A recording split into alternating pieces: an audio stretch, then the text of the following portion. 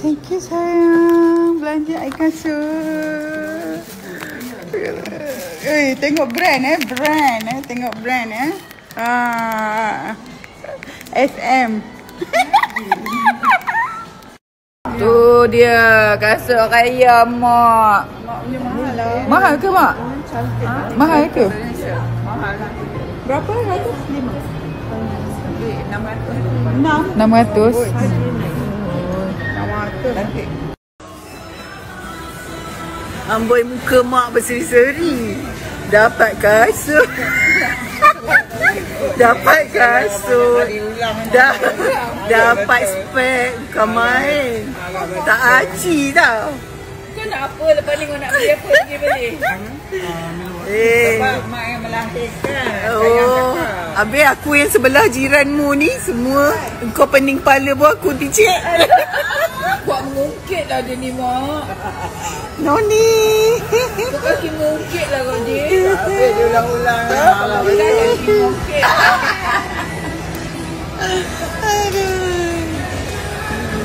Terima kasih ya. Alhamdulillah. Terima kasih ya. Terima kasih yang bertambah rezeki yang belanja kita semua. Amin. Amin ya Rabbal. Belanja besar. Terima kasih sayang. Terima kasih lah yang belanja. Belanja kasut, belanja makan. Spek. Dapat. Komennya. Amboi banyaknya. Kenapa mak dua?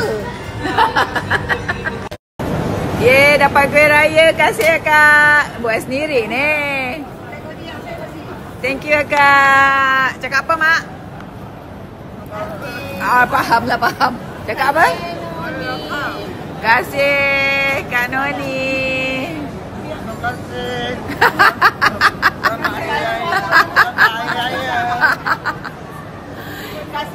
Akak cabin crew mana kak? Emirates kan? Banyak rahsia. Ni kaya tau Emirates punya ni. Mestilah. Okay bye. Ya. Hai. Hari ni mak sayang nak belanja Koji. Nak belanja Koji kasut. Alhamdulillah. Lawanya kan. Iyalah kasut raya. Cantik kan. I love you mak. Nak jugalah merah macam ni. Dia memang berlambak. Mak mana mak kasut mak? Kok Ji? Amin. Kasut mau kasut. Terima kasih sayang. Sama. Try kasut raya. Ini 39 kita tak ada. Kita ada 38,5. Ah tu saiz mak tu. Lawa mak. Selesa tak? Mak pakai dua mak. Kena 38 lah. Kena 38 dik.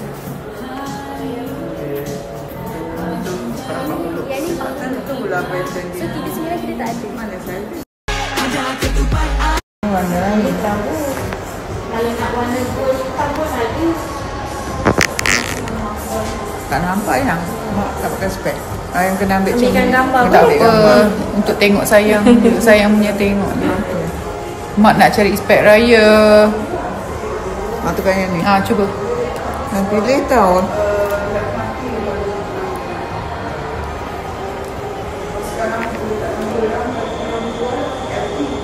Mana satu dik? Yang lawa.